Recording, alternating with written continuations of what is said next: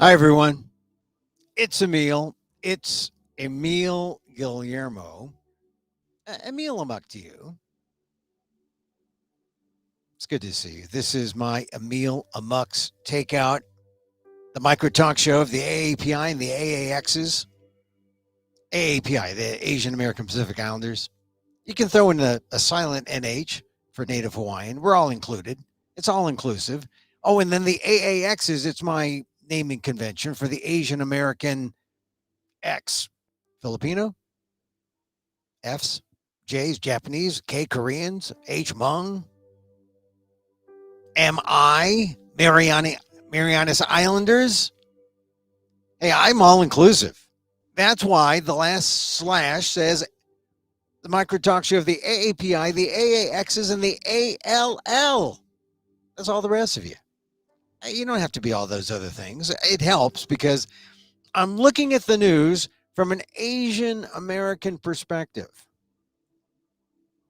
Now, my good buddy, David Feldman, who hosts the David Feldman podcast, and he has me on, and I talk, and he said, I listened to your show, and I admire you because you just open up the mic and talk. That's like, I guess, equivalent to someone just like taking a blade and bleeding for an hour or less, depends. And he said, he admired that, but he said, you talk a lot about identity. And I said, well, and I've known David Feldman a long time. He's an old friend of mine, comedian. We knew each other in San Francisco when I worked at the NBC affiliate. We both worked there. I was a reporter. He was a great assistant to news people. He was there. He was working on his comedy career. But when he knew me in the 80s, I really didn't have this sense, a strongest sense of Asian American identity, a strongest sense of Filipino American identity. And, it's fairly clear this week, if you read my columns on the Asian American Legal Defense and Education Fund blog, why that's so. In 1982, after Vincent Chin had his brains beat out of him, there was a discussion over whether or not Asian Americans were covered under the civil rights laws, if you can believe that. I mean, before there was an effort at the federal level to go after the perp who murdered Vincent Chin. I mean, there was that discussion. It was still a binary black white world back then. And so guys like me, guys and gals like me who grew up and we're trying to make our way in American society. We saw ourselves as part of the civil rights struggle, but a lot of people didn't. And when Helen Zia told me about that in 2017, about that being the case with Vincent Chin, it really was kind of mind blowing in a way that late in the game, after the Civil Rights Act, we, meaning Asian Americans, were still having a hard time saying, here we are, we matter, we count. And maybe that's why a lot of us just sort of kept our heads down and just, we know how to succeed. We know how to get ahead. Just keep working hard. We'll get to where we want to go until we can't go any further. Because some invisible hand, sort of like Adam Smith, sort of pulls us out and says, no, you can't go there. And maybe for me, it wasn't until the mid 80s that I began to see that I began to be much more knowledgeable about the Asian American experience and about the Filipino American experience. Because, certainly when I first met my friend David Feldman back in San Francisco in 82, I just had that, you work hard, you'll get rewarded. Oh, you mean there haven't been any Filipinos working in this newsroom ever before? Well, they just didn't work hard enough. Did it occur to me that maybe it was racism? That maybe that there was some real discrimination at play? No, because I have good faith in our country. I have good faith in people. I have good faith in our society that hard work, honest, ethical, hardworking people will be rewarded. I was really naive. I was really naive. So, I was, it was a way of telling David that I did not have this sense of identity politics. Also, consider the fact that it was only 1965 that the gates were open and allowed all of us, Asian immigrants, to come in. Right? There had been this damming up of immigration until the 1965 Hart-Celler Act, the Immigration Act in 1965, opened the door and said, those racist quotas, they're racist, they're illegal, let people in. There are still some problems with the Filipinos because there's a backlog, and it takes, after you apply for a visa, it still takes 10, 20 years to get in. But the gates really flew open in 65. Here we are, in 2021. Now, there's about 21, 22 million. If you count all the mixed race, maybe up to 23 million people, Asian Americans. And we count, we matter, we're here. Identity. People have been talking about identity since the 60s. But it hits people at different times, right? If you caught show 150, this is show 159, by the way. If you caught show 158, yesterday's show, and I did repeat it today, I'll repeat it throughout the weekend. I'll repeat 158 and 159 throughout the weekend on various platforms if you missed it. But I talked to Professor Daniel Phil Gonzalez. We talk about Filipino American history because this is October, Filipino American History Month, and we talked about some of the salient points. And he was saying, hey, in 68, they fought for College of Ethnic Studies at San Francisco State University. Only now, 2021, and only because rich Asian American alumni gave 40 some million dollars to Harvard, are they now officially beginning to open up this, maybe an Asian American studies program like no other. Let's hope. But look how long it took Harvard.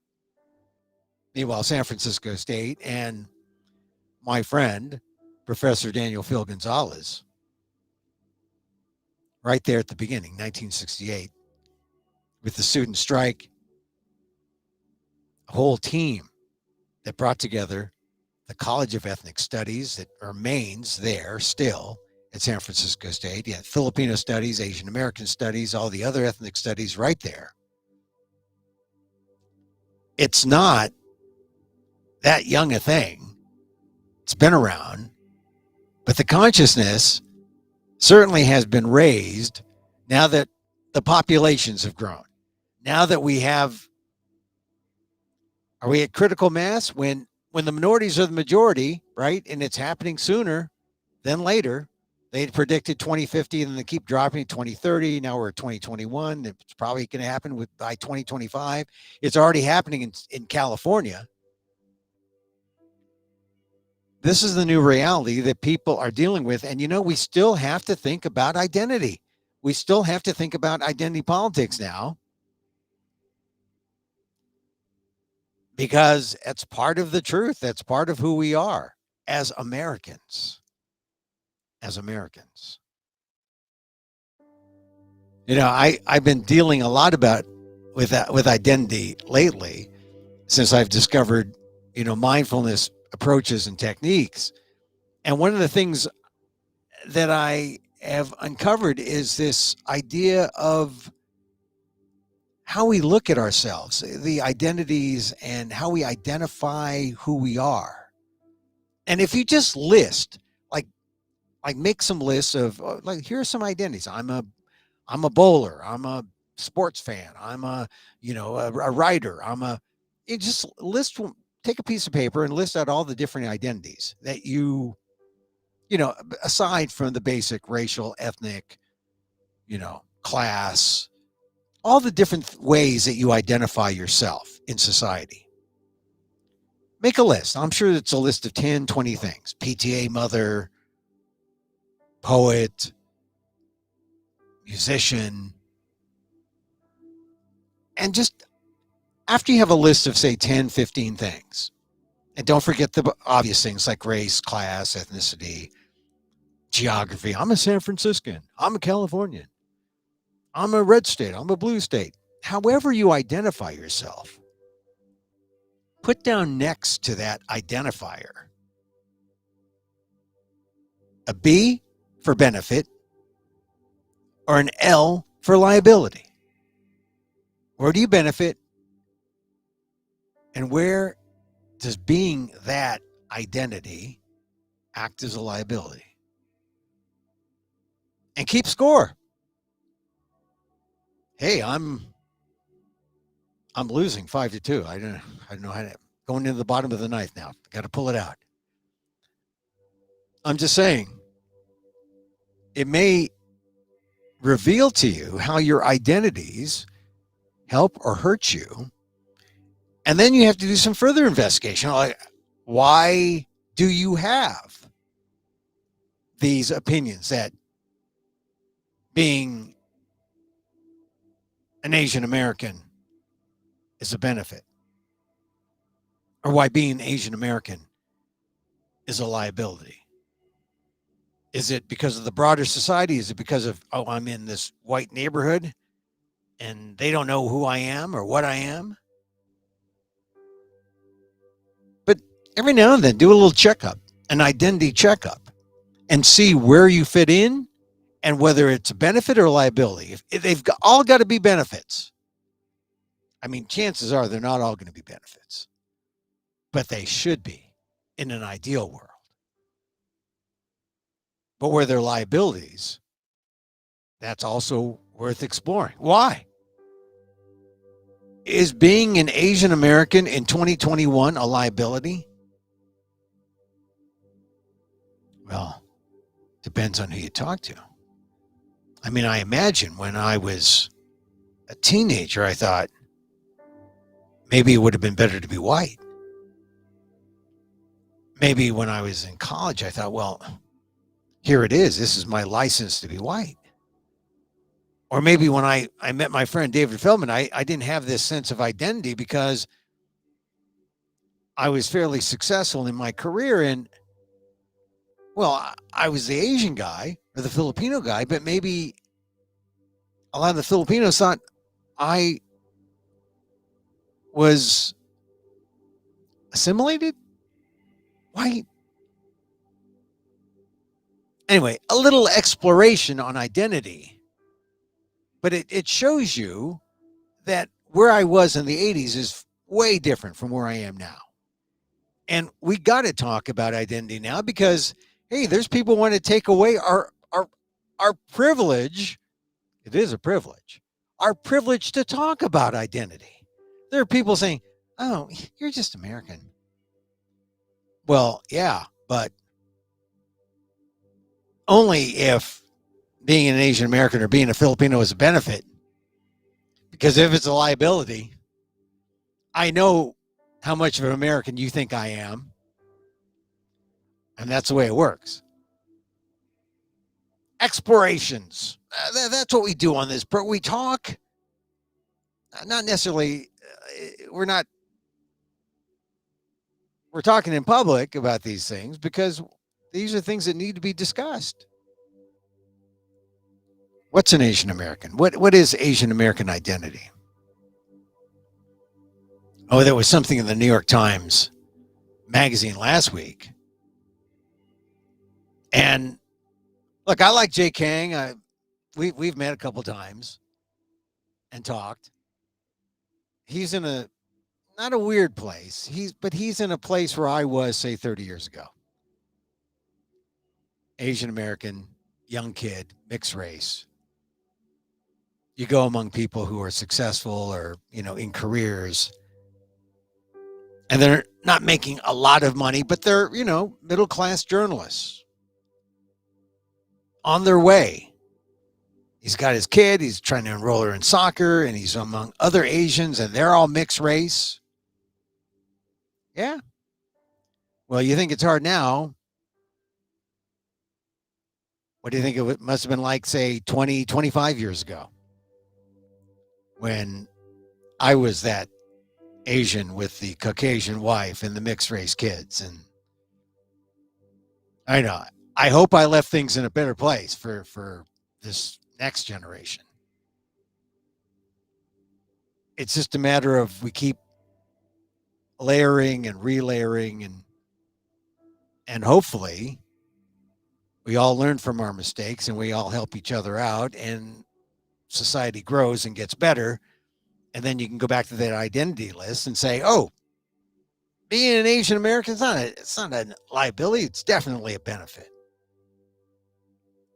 Sometimes it is.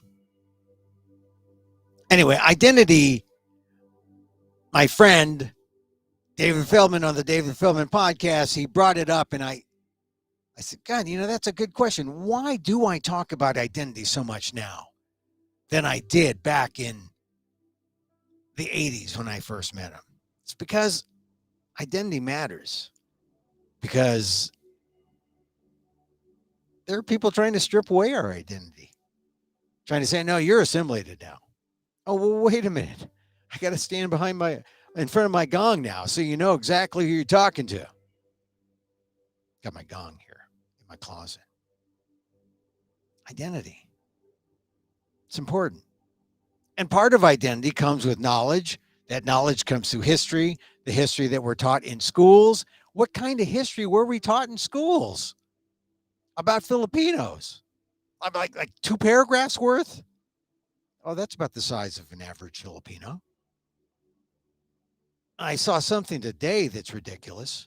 Texas schools where teachers are saying, well, we're going to teach the Holocaust, but I don't know if we can because we have to have an opposing view. The opposing view to the Holocaust, presumably you have an anti-Holocaust view. The opposing view to what should be taught in schools is Adolf Hitler. Adolf Hitler, the proponent of the Holocaust. You don't need an opposing view to the Holocaust. But this is how people are so gun shy and how they're not clear enough about the moral truth so that they get all kind of like, I don't know what to do. Oh, where's the authority? Who's going to tell me what to do? They're not strong enough, smart enough, educated enough to be independent thinkers to know, hey, morally, we just have to get at the truth. I wish more teachers were like that in Texas. But instead, they're the parents who say, hey, wait a minute. I don't want you teaching my kids anything that I don't want taught. Wow. That means we must assure that the next generation is as dumb and ignorant as their parents? That would never do in the old America. Anyway, identity. Still an issue, more of an issue, a greater issue as our country moves toward this new look, this diverse new look. Not just in California, not just in Texas, but all over. And, when I first heard about this idea, minorities being the majority, people of color growing, I think I first heard about it in 1989. I was excited. I thought this is going to be the solution to racism. We're going to have a love interest in everyone. We're going to mix. It's going to be great. We're going to be one America. Oh man, was I naive. Here we are, 30 years later, more divided and more in need of people just talking honestly about what's going on.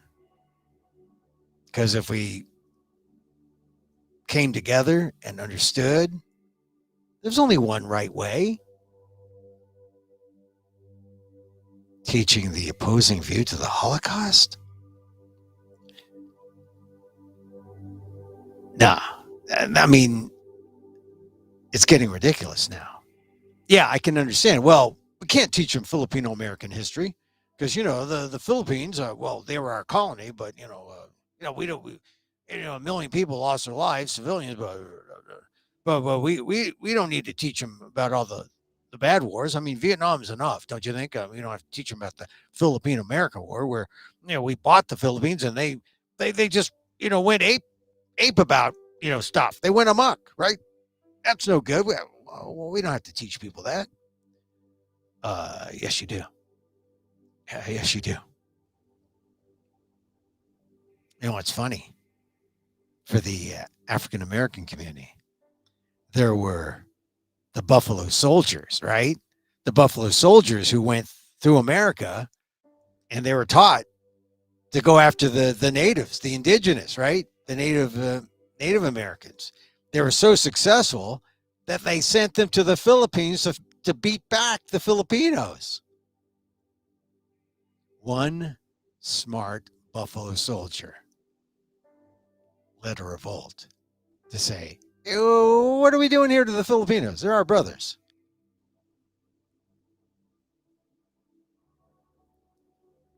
I write about it on the ALDEF blog, Asian American Legal Defense and Education Fund. It's true. The Buffalo Soldiers in the Philippines, they were a force for the Filipinos.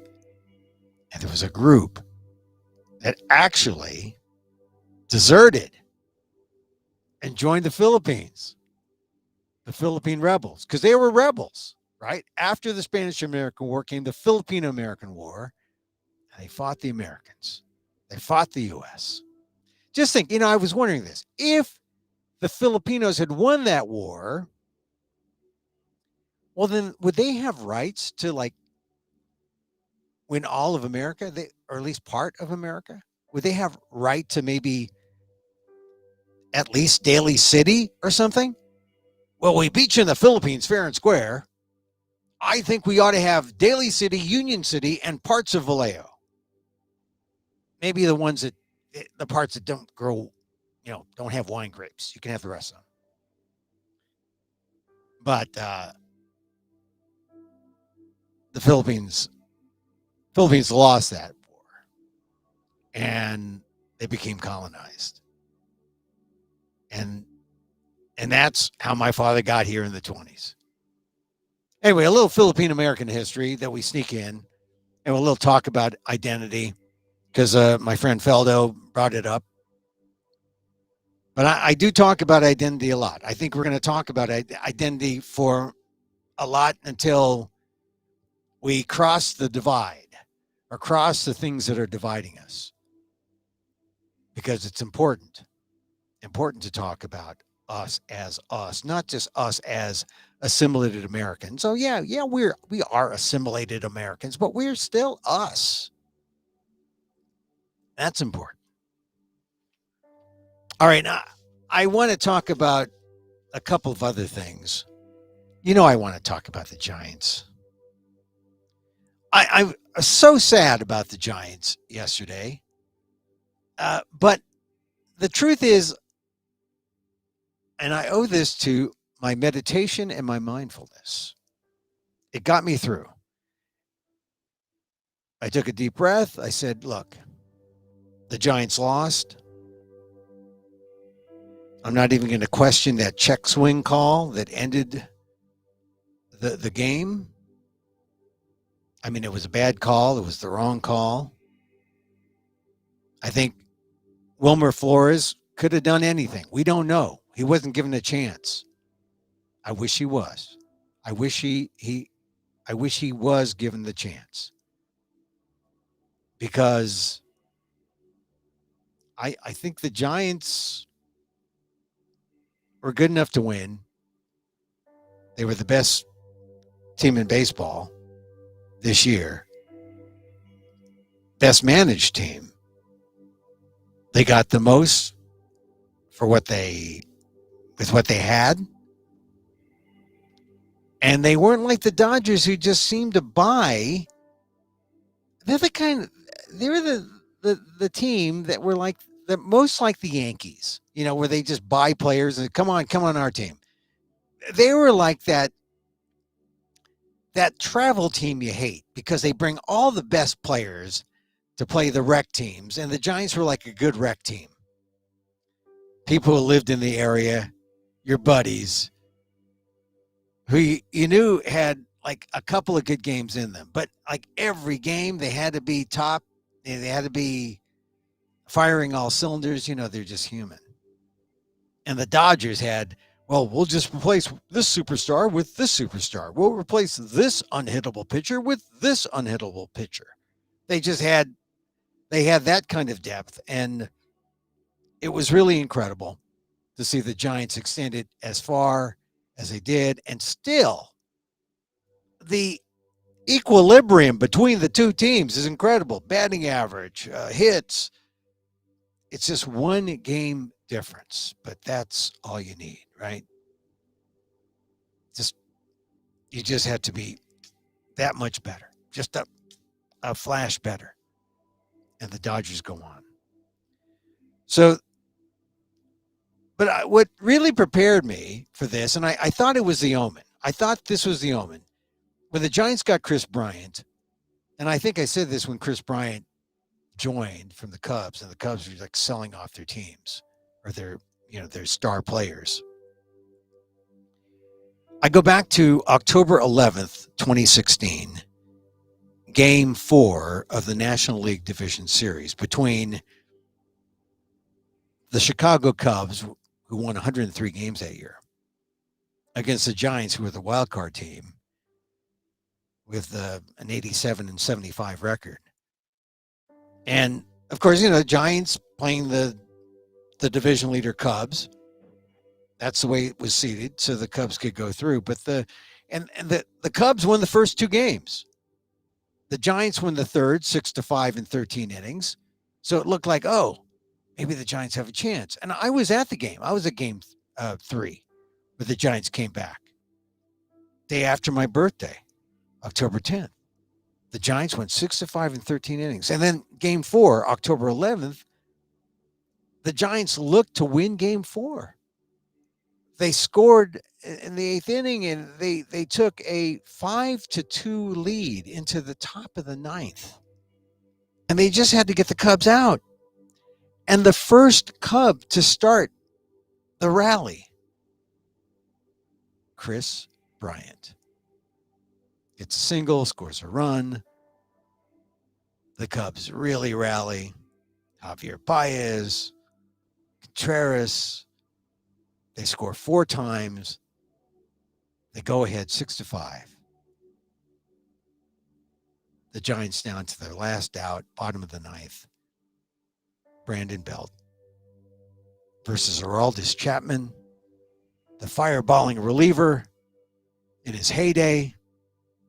And Chapman, this 2016, 5 years ago. Chapman strikes out, Belt swinging. Cubs win 6-5. No game 5. Game 4 to the Cubs, they win the series, go on to win the World Series. And I just remember leaving the ballpark. It was AT&T Park. And just thinking, this is it, huh? It just ends here like this. Yeah. And, you get your souvenirs. You walk away because you don't want to see the Cubs celebrate and dogpile. 2016, it was Cub Blue right there. on the field. And I was on the first base side, and I just I couldn't I couldn't stay to watch. I slowly walked out of the park, 2016, wondering, well, this was our every other year, right? 2010, 12, 14, 16. We should have won then. We didn't. They didn't. I didn't play. And I just walked out of the stadium, grabbed a few souvenirs, and took Bart home. Quietly. It's just, somber. But I've been through it, and there's a little bit of, there's this sense of loss. There's kind of mourning involved. It's a little bit of grief. Or you really are mourning. And so yesterday it was bad. I felt bad when the Giants didn't score in the eighth inning. But I thought, if they scored in the eighth inning, the bottom of the eighth, then you couldn't have a kind of classic call like Bobby Thompson, the Bobby Thompson homer. The Giants win the pennant. The Giants win the pennant. You couldn't have that in the bottom of the eighth. You could only have that in the bottom of the ninth. So we were set up for the bottom of the ninth, but first, of course, top of the ninth, the Dodgers score their one run. Camilo Doval hits Justin Turner, makes him a base runner, and Justin Turner scores the winning run. So painful, but it's not impossible to make up a one-run deficit, or at least a tie. So here we are, bottom of the ninth, and all our good hitters are coming up, especially, who was the first hitter? Chris Bryant gets a single. And I'm thinking about 2016. It's going to happen. It's going to happen. Chris Bryant he got that. Well, actually, the first one was Brandon Crawford. He lined out. Okay, tough. But Chris Bryant gets the first on that ground ball.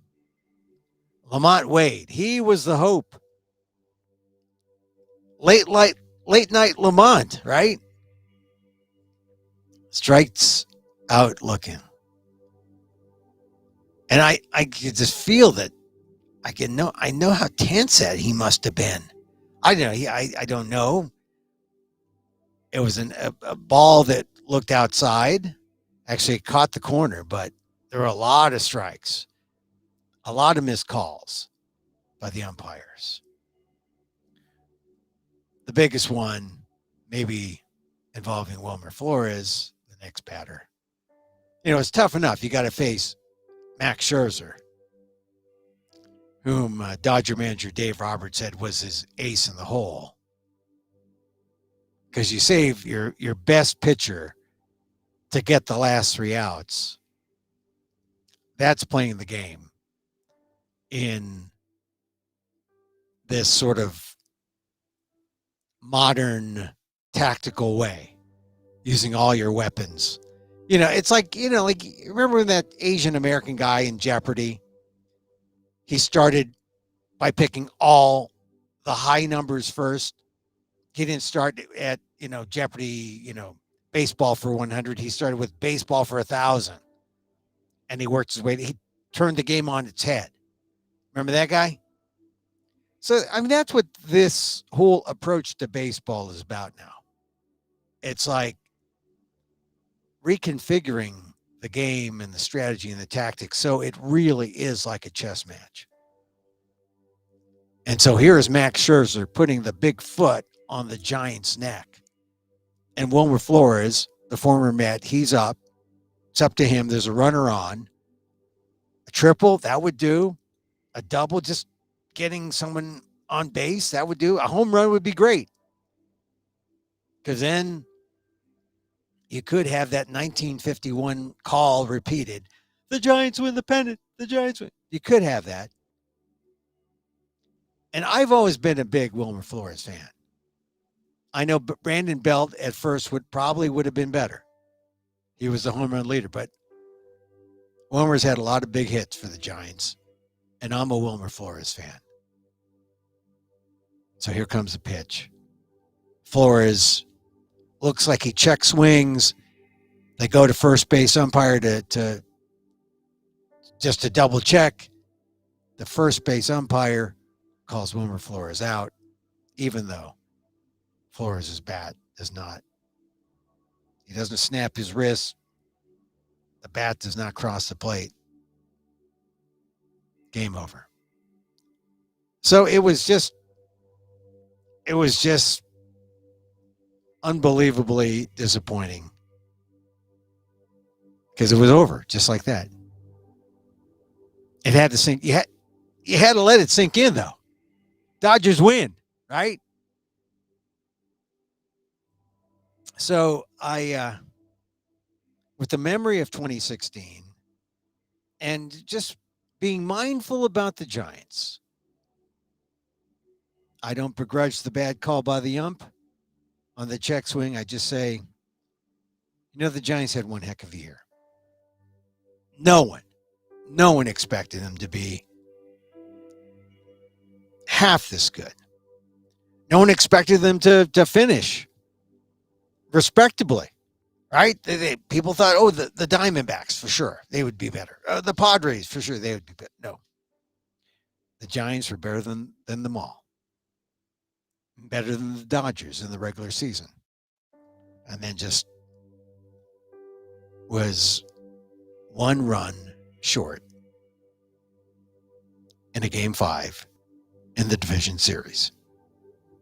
So now the Dodgers go on to the championship series against the Braves. Probably they'll win.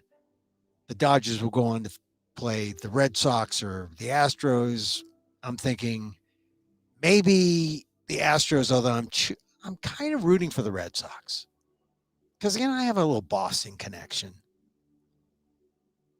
And then maybe it's Boston, who really didn't figure to be there either. And maybe it's Boston upsetting the Dodgers. I don't see it, but got to root against the Dodgers. But what really helped me is just, like I said, understanding that the Giants had a great season. No one expected it. And, a little grieving.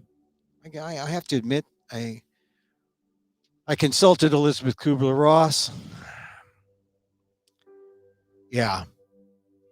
I skipped over denial. I skipped over a lot of the steps. I tried to go into acceptance.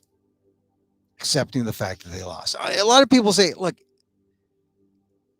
why? Why does this upset you so much? And the fact is it shouldn't.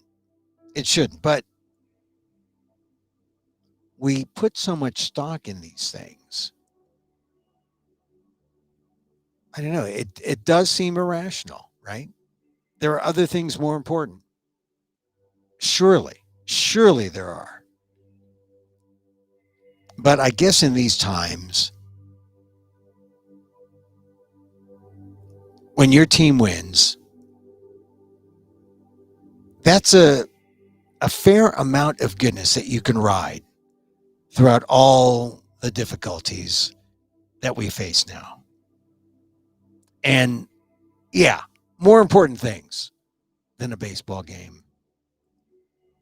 But there's something soothing when your team wins. And there are still lessons to be learned when your team loses. Like, get over it. They had a good year. We'll get them next time. So, but what a year. 2021 San Francisco Giants. And I know that for some of you, you'll say, God, my husband's the same way. He just cried all night, or,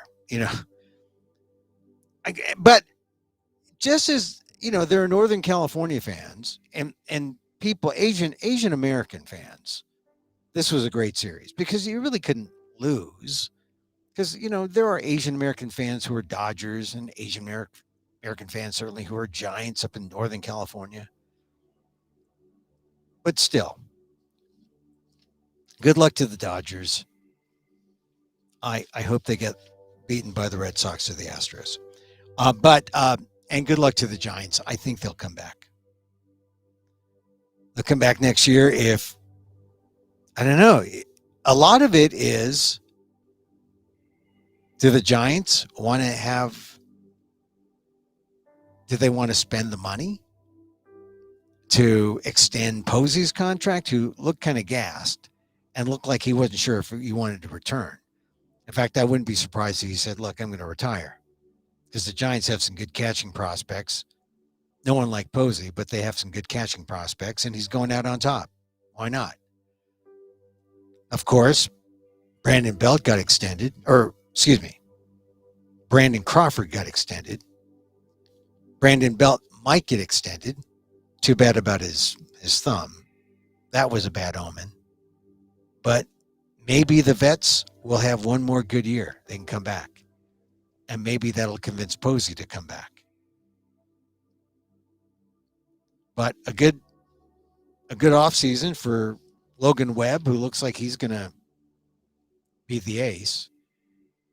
They need to add a few more pieces, spend some money, re-sign Chris Bryant, because I think Chris Bryant really helped. He's a player. He's a star.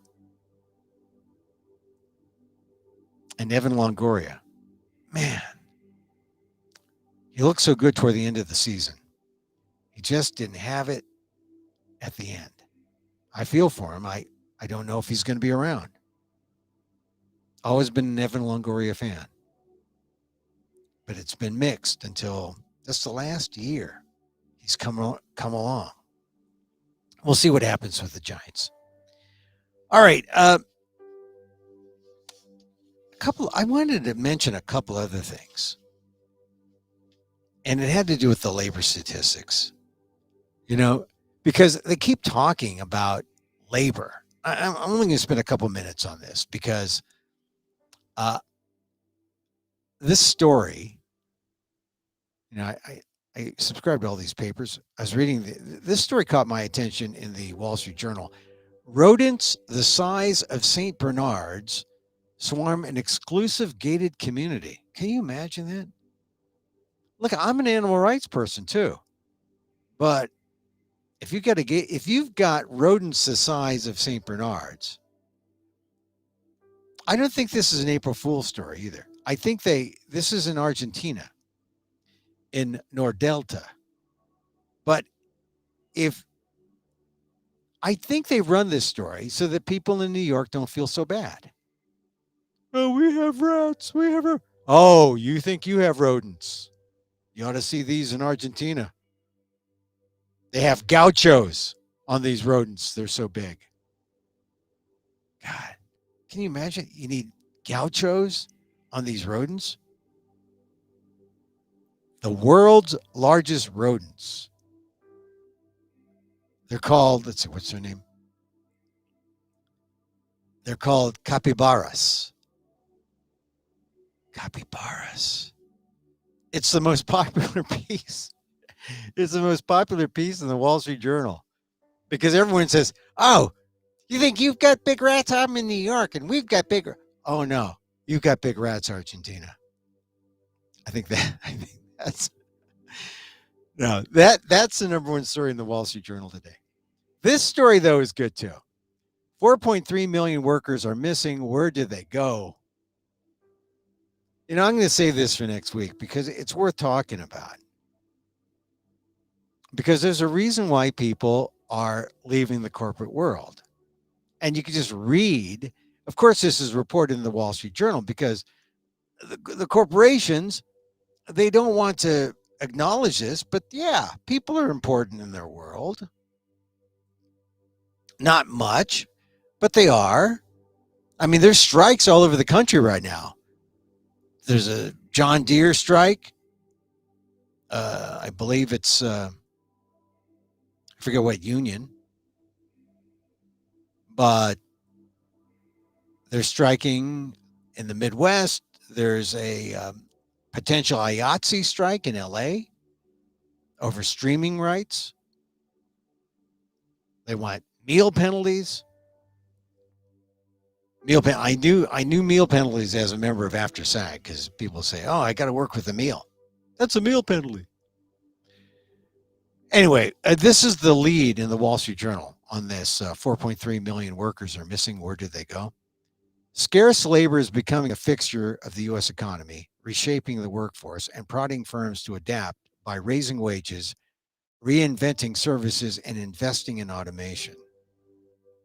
Scarce labor. Think about that.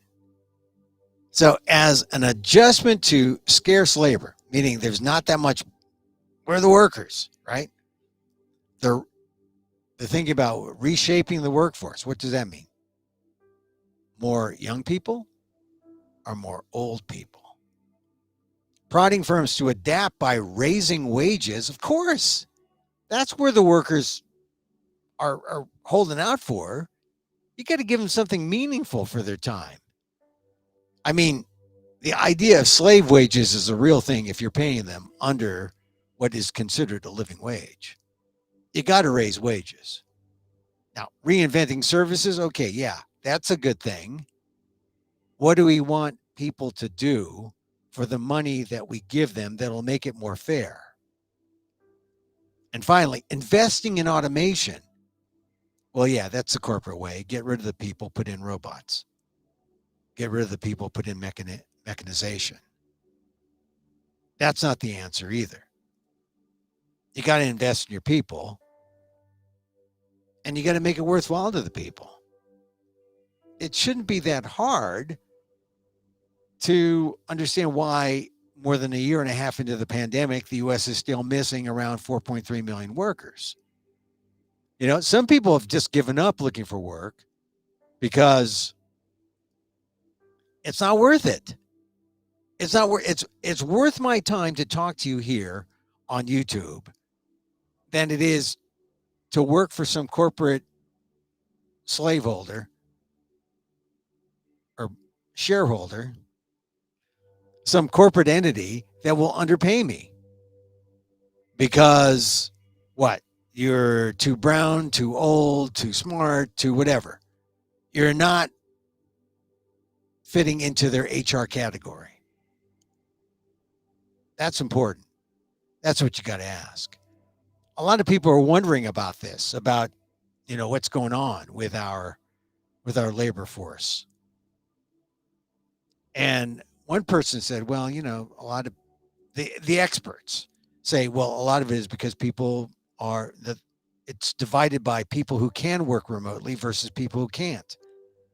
And now the people who can't work remotely are saying, oh, wait a minute. We need a sense of fairness or we're quitting our jobs. I'm not going to work at Taco Bell. I'm not going to work at, retail. Well, you got to make things worthwhile for people to give up their lives. Now, the silver lining is that maybe all these people have gone into the entrepreneurial ranks. Maybe they're finding ways to make money on the internet. Maybe they're doing good deeds. Maybe they're being supported by spouses or families, but they're doing positive things in life. That would be a positive thing. I mean, a silver lining that we gotten to a point in society where people are saying we don't have to live with these non-livable wages. I don't know. Do you think we're there? And then the other thing of privilege, there are still people of color, people who are not wealthy or supported by spouses or family, who aren't able to find jobs. And they find themselves taking the jobs that no one wants.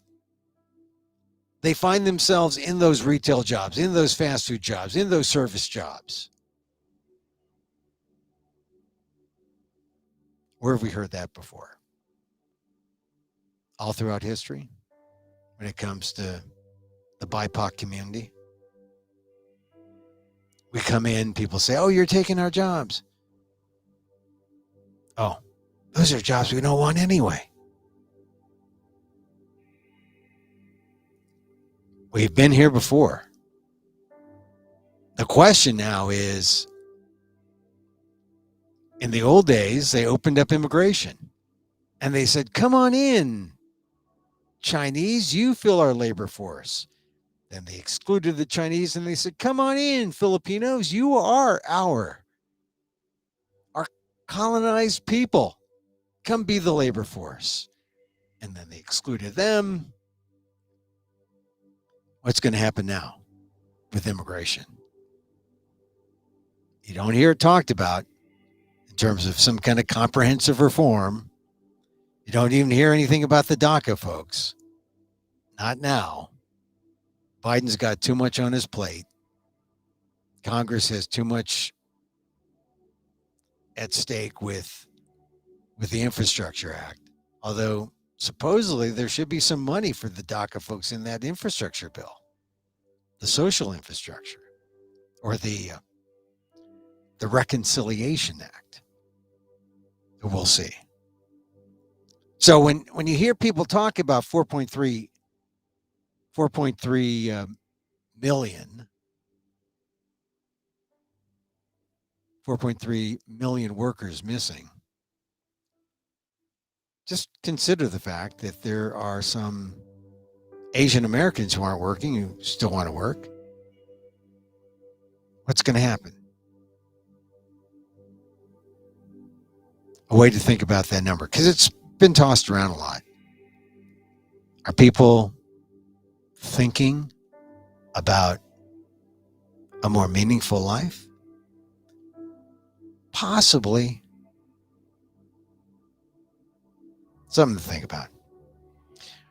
All right, we're going to end our show on that note. I didn't want to just end it on the Giants. I'm still, I admit, I'm still a little, I'm trying to be equanimous to it. Trying to say, yeah. No judgment. Giants had a good year. Let's move on. Let's look forward to the 2022 season. Because the 49ers are going to make us feel any better. And I don't know. What are the teams? Oh, the Warriors. The Warriors look good. And there was Stephen Curry with his wife. They were showing him on TV, watching the Giants game. The Warriors, they're the hope. They're the hope. Hey, look, we're here Monday through Friday. Yeah, Monday through Friday live, 2 p.m. Pacific. I'll replay some of the shows on all the different platforms. This is Emil Amok's Takeout Live, number 159, where we ask, what does an Asian American think about anything? You can email me at emil@amok.com. You can, let's see, what else? Oh, you can follow me on Twitter at Emil Amok, EMIL, AMOK. You can see more at amok.com. All my links to my columns on the ALDEF site, the Asian American Legal Defense and Education Fund. And you can always email me. Email? You believe Emil believes in email? Yeah, I believe in email. Emil is, let's see. Here it is. Emil@amok.com. Emil@amok.com. Hey, this is the Micro Talk Show, the AAPI and the AAXs and the ALL. If you're neither of those aforementioned groups, thank you for being here. It's birthday week for me. I learned a lot. I mean, if you're open and non-judgmental, you can learn a lot, even at this advanced stage in life.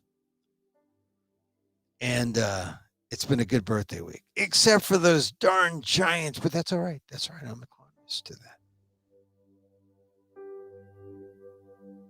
Have yourselves a good, great weekend. And as I wish for me, I say to you, may you be safe. May you be healthy. May you be happy. And may you live with ease. Till next time, Emil Guillermo.